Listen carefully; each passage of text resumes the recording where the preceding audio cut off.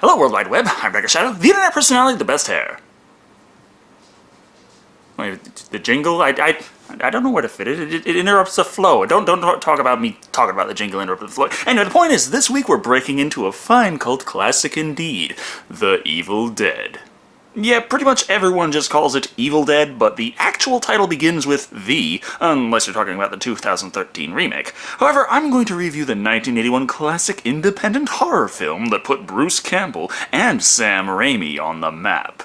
Because there's a TV series of it going on right now. I'm trying to capitalize on that. Fuck, if I can go on and on about how I scheduled the Tremors reviews accidentally around the release of Tremors 5, the least I can do is own up to it when I do this shit on purpose. Point is, The Evil Dead is the story of a small group of friends who camp out in their newly acquired creepy dark cabin in a secluded woodland in Tennessee, only to be tortured and maimed by evil spirits as the night drags on. Alternatively, it's the story of a small group of friends who agreed to help Sam Raimi make a movie, only to be tortured and maimed by the director as the production goes on. Seriously, there's so much shit on the production hell that this movie went through being made, between the set conditions being so harsh for all of the cast involved, and just finding people to fund the motherfucking thing. It's a story in itself. Put simply, the budget was shit, so they had to do whatever they could to cut costs. This included the cast sleeping at the cabin they filmed in, despite it being freezing cold, and the fact that when they got sick or hurt, there was no medical area even remotely close by for them to be taken care of. It's said that by the end of filming, the crew was actually burning the furniture in the fireplace just to keep warm, and at times, thaw out the equipment so they could finish working. But I'm a critic. It's not my job to understand the hardships that filmmakers go through every day. It's my job to point out where they fuck up. So let's take a look at The Evil Dead and see just how a horror movie with a budget of a Happy Meal somehow became an overnight cult hit. After the opening credits prove me right and show the movie really is called The Evil Dead, we waste no time meeting our entire cast of characters, our evil disembodied thingamajig, and establishing the setting. Hey, Ash, where are we? Well, we just crossed the Tennessee border. Which one? It borders 8 fucking states. Here.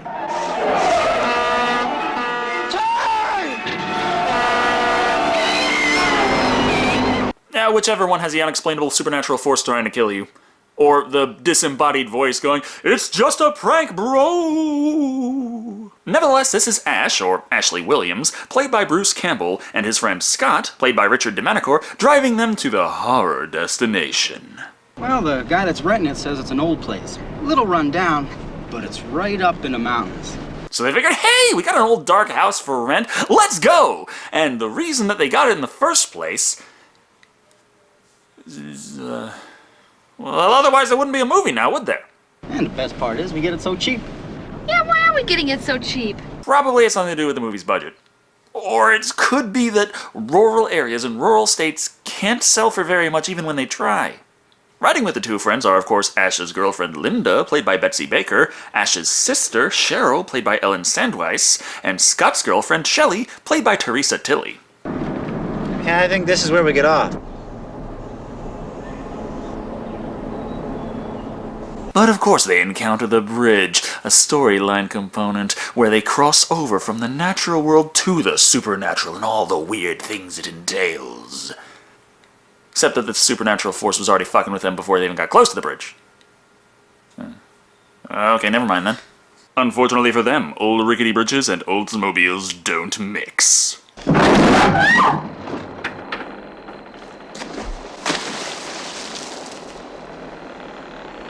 You can really tell it was independently made. I love you, Raimi, but holy shit, the cinematography at work here.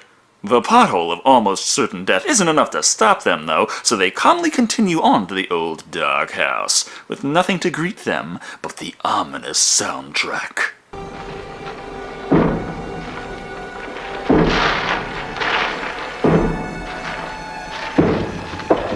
Scotty, what the hell are you doing? It's a house, you don't gotta sneak up on it.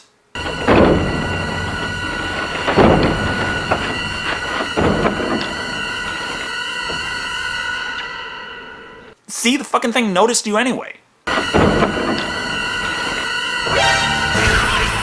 After confirming that yes, they do still have electricity out in bumfuck Nowhereville, we learn that Scott didn't even have to let the rest of the crew know that everything is good, as they're all getting ready to spend the night. Or the week.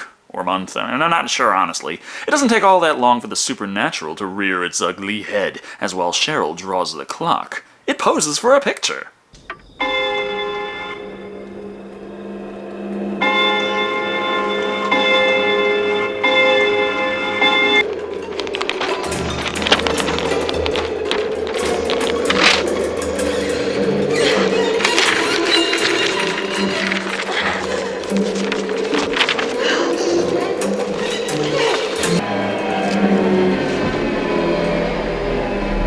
The true horror, SpongeBob SquarePants was born. Then the floor starts having a seizure, but that's not important and not even worth bringing up that night at dinner. So instead...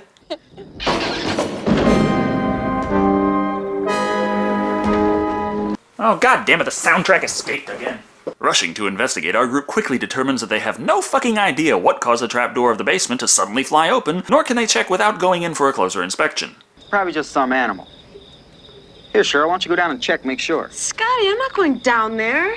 Don't be such a baby. It's not the worst thing that you're going to be put through in this movie. Obviously, Scotty was just taunting everyone so he can posture as the big, brave man to attack the darkness and find out what's going on. Except, of course, he disappears down there and nobody knows where in the fuck he's gone off to, as he won't answer their calls. As the last men draw straws, Ash realizes he's the only one left with a penis and thus is the default expendable fodder to do the job. Upon descending, we find out that the hole they dug in the dirt under the cabin actually teleports the actors to Rob Tappert's farmhouse cellar in Michigan. Oh, and Scotty's a dick. Hey, come here, I want to show you something. It's off screen, it's amazing, it's like a completely different dimension where anything can happen. But Scotty has discovered a table full of interesting props for the movie, such as a break-action single-shot 12-gauge shotgun, and a box of shells that were already fired. I bet this still shoots. Probably does.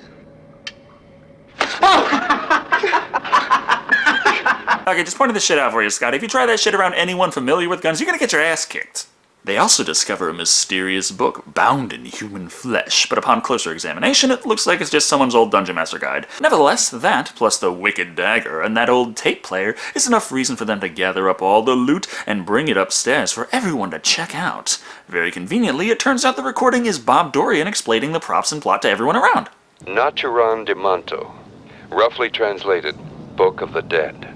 The book is bound in human flesh and inked in human blood.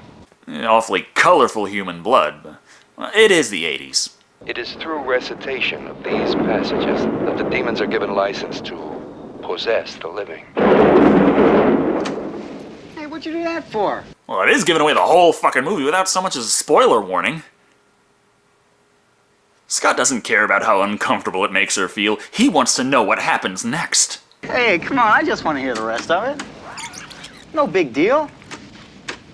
Tatra amistrobin. Scott. After pausing, people generally rewind a few seconds, not fast forward a few minutes. A climax is exciting, yeah, but it's the exposition that puts it into perspective. Of course, what did Scott just so happen to skip ahead to but a demonic summoning incantation? Considering the supernatural already at work, you'd assume this is completely superfluous, but never mind all that, it still manages to upset Cheryl just the same.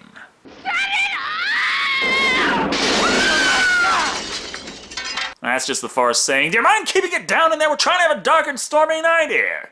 This spout of screaming and Satanism isn't too far off the ordinary, though, as everyone continues their evening as if nothing happened. This allows Ash to establish his romance with Linda and present her with a gift that would melt any girl's heart. A magnifying glass. Yep. Well, it does its job.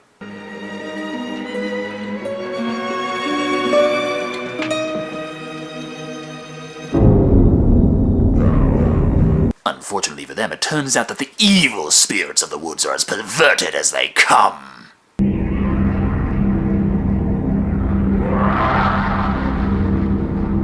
The only way the thing could be any more perverted is if it floated around yelling, titties! But the evil spirit of miscellaneous demonic bad stuff isn't interested in just any titties, but Cheryl's titties. Or in layman's terms, you wanna go out on a date? In her oh-so-consistent display of character, Cheryl is terrified. So terrified that she ties her robe tightly and heads out into the woods alone at night to face down whoever the hell is stalking her. I know someone's out there. I heard you. I heard you in the cellar. The cellar you refused to go down because you were scared. But, I mean, that was before you had any idea what it was. Now you are certain that it was some guy down there being creepy and stalkerish and being all weird, and now he's in the woods, so you're alone in the woods with him. How is this a good idea again?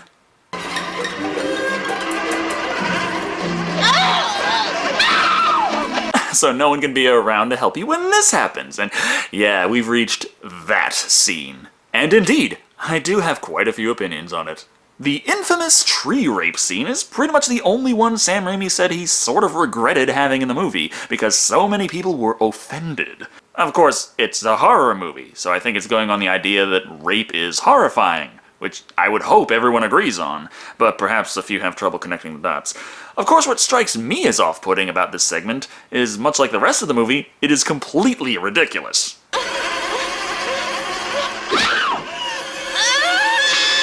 You got all the vines wrapping around her arms and legs and pinning her there like a hentai, and then you got the one big branch just thwack right in the crotch with all the fucking subtlety of a goddamn Looney Tunes skit. And not to mention her reaction directly afterwards.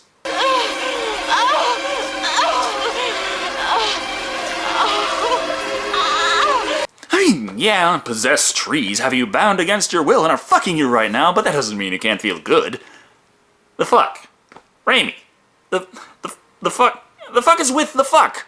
At least seconds later, Cheryl realizes, oh yeah, this isn't enjoyable, but absolutely horrifying and terrible, which allows her to use her sudden Hulk strength to overpower the vines and free herself from the fucking forest. Not that the evil spirits that have serious wood have given up on the pursuit, so the tension only rises.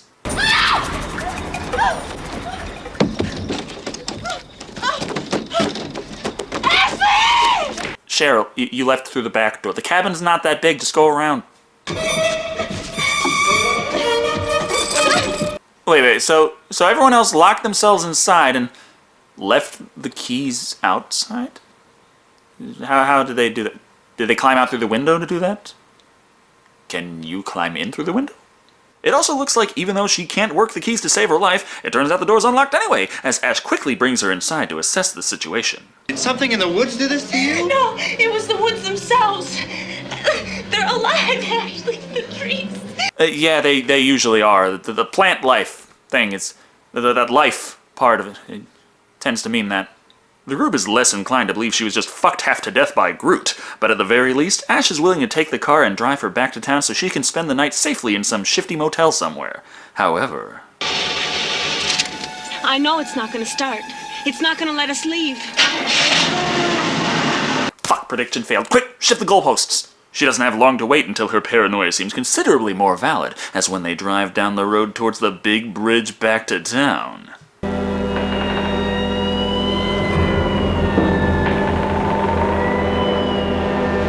So, is it that the spirits were the ones that destroyed the bridge, or are they the ones off-screen with the smoke machines? See, I'm just trying to understand here. Just help me out.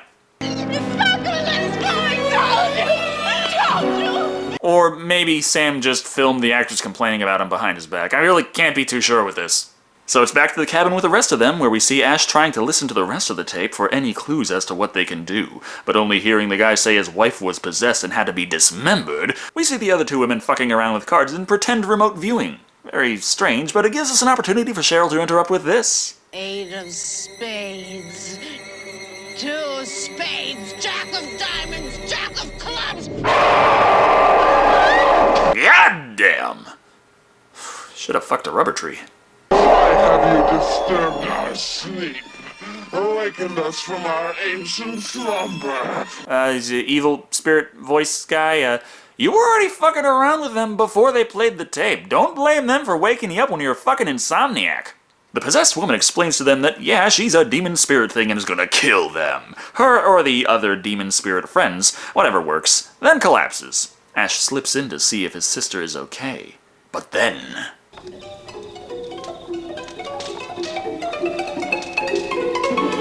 all the stuff I looked up on this movie saying, oh, there's a tube visible here where the fluid comes out, and oh, you can see the crew member there slamming the windows. No one seemed to mention, by the way, her rotting flesh makeup peeling off at the fingertips and extremely fucking obvious. Obviously, though, the evil isn't dead yet, and takes the opportunity to stab Linda in the ankle. Unfortunately for everyone trying to stop it, the thing has supernatural strength.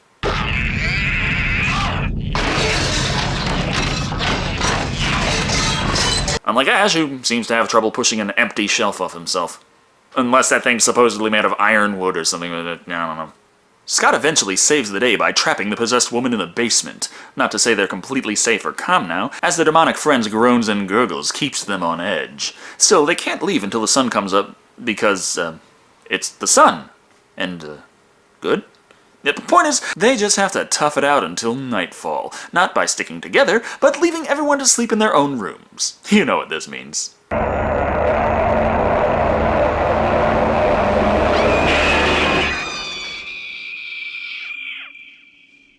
Huh. A scream. That is peculiar. Why would anyone be screaming at a time like this? Yes, because Shelly got possessed by Demon Thing and is now Demon Shelly come to kill you. And funny thing, even though it was Ash to learn about the dismemberment and he didn't tell anyone, the fact that he's too squeamish to help means that Scott is the one to take the axe and chop his girlfriend, or ex-girlfriend, into little tiny pieces. It's not all bad though. Look, they're gonna take the time to give her a proper burial out in the yard. Foley guys, knock it off, I'm trying to have a moment here!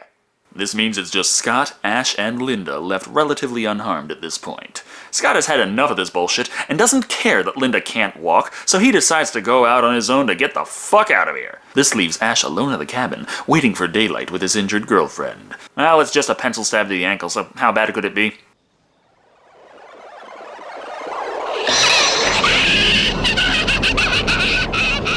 Okay, so, tree rape, possession. Pencil stab, possession. Broken window, possession. Clawed and bitten by demons, not possession. So, is it just wood that does it, or what? I'm trying to figure out how it works here.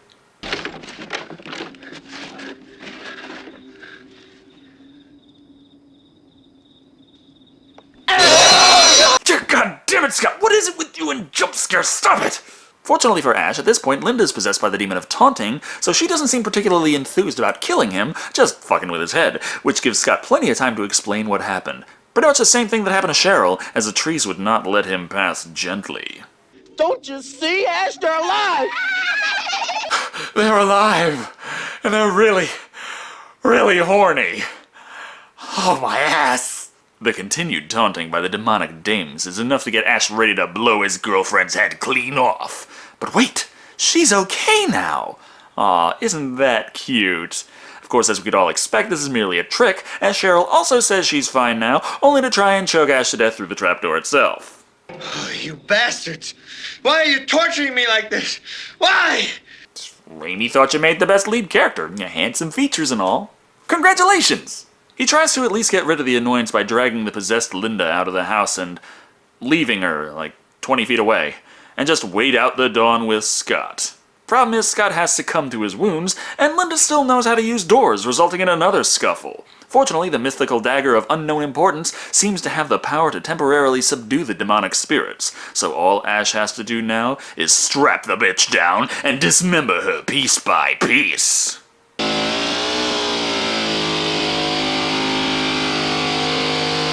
Which he just can't bear to do. Which is a damn good thing, is that was a real chainsaw, the real chain really going by the real actress. It should be a real problem. I mean, got me crazy, but when I do my bits with the motherfucking chainsaw, I'm not psycho enough to plug the bitch in. So instead of doing what you have to do to banish the spirit, he just goes to bury her in one piece. Strangely enough, this does fuck all to banish the spirit, which results in another, interesting fight.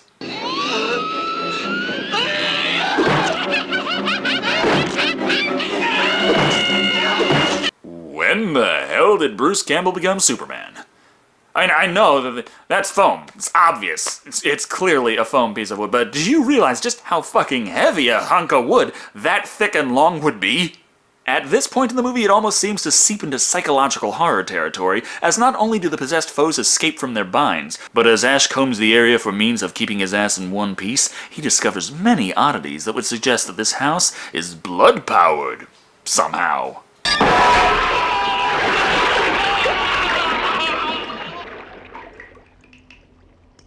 Memorable scenes, but it does start to reach what the fuck am I watching territory. Perhaps it does make sense, though, as I'm sure even if we go by the supernatural bleeding into the natural to explain the earlier events in this movie, the fact that we are clearly following Ash on his own at this point, and he's been through some major shit leading up to this, who could blame him if he started simply tripping balls all of a sudden? I know, we could clearly see that the mirror trick was done with water. Bad effect. It all comes to a head when Cheryl tries to break through the door to kill Ash, only to be shot in the motherfucking face! Or jaw, but that's still a headshot by video game rules. But then... Scott is reanimated with a demonic demon death deity divination as well. Starting to wonder what the movie would have been like if they all just got possessed from the start. Would they just sit there undead playing bridge? Maybe start a metal band? Well, in this situation, they want to kill Ash, who has been beaten, bloodied, clawed, and fucked up immensely, but not possessed, because... reasons. At this point, the man has lost his superpowers and can only hobble on the floor, barely able to fight back. But wait, the necklace they spent so long establishing earlier comes in handy at the nick of time, allowing him to pull the Book of the Dead, which is already burning, away from the fireplace before tossing it back into the fireplace so that it may burn, stopping the reanimated menace in its tracks. Originally, it was supposed to be a thing with the sun coming up and the magnifying glass being used to focus the light and burn the book that way, but... everyone realized that was just fucking ridiculous. More ridiculous than the other stuff, so they just nixed it, but they figured, well, we did establish that necklace, we gotta use it somehow.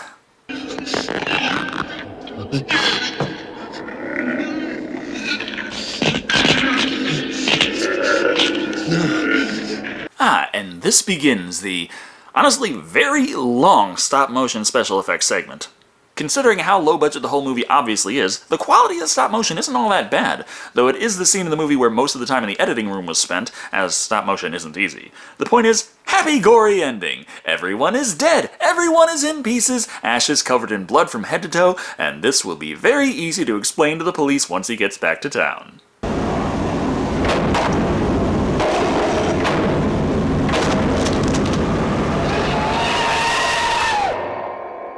Except for the fact that the evil stuff didn't give a damn about any of that, and just got Ash anyway. And that shot was supposedly done by Sam Raimi holding the camera, riding a motorcycle through the cabin, and into Bruce Campbell, breaking a few ribs. But anyway, that was The Evil Dead. And it is cheesy as all hell, and damn fun to watch. There is so much wrong with this movie, I could have easily spent the entire time just whining like a bitch. I mean, well, the point is The Evil Dead is not a particularly high-class movie. It's not supposed to be, though. Raimi and friends were trying to make a B-grade horror that harkened back to the simplicity of classic horror house stories. And I think we can say there was some inspiration from Night of the Living Dead in there as well. In that sense, The Evil Dead sort of worked, but there were still quite a few technical issues, between the acting being of varying levels of quality, the extremely limited sets, and even the apparent problem Raimi had keeping the camera focused in certain scenes. You don't need someone like me to tell you it plainly looks like an independent production. But it's through its simplicity and rough edges that the charm seems to shine through. There's evil in the woods. Why? Some Sumerian bullshit. I don't know, didn't pay it too much mind because, you know what, it doesn't really matter. There's blood pumping through the pipes and outlets. Why? Because it's fucking awesome in a horror movie.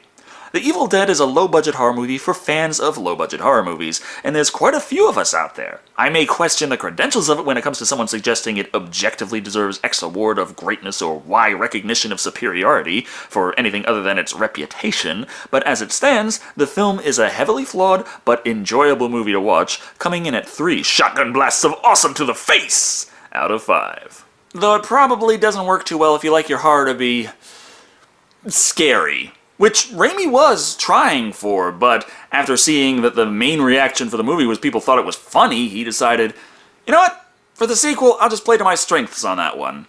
And we will get to that one eventually. Thank you all for watching. I've been Dr. Shadow, and remember, do not use real chainsaws like that. I know real chainsaws, they look awesome. I know they look awesome, but no, it's not safe.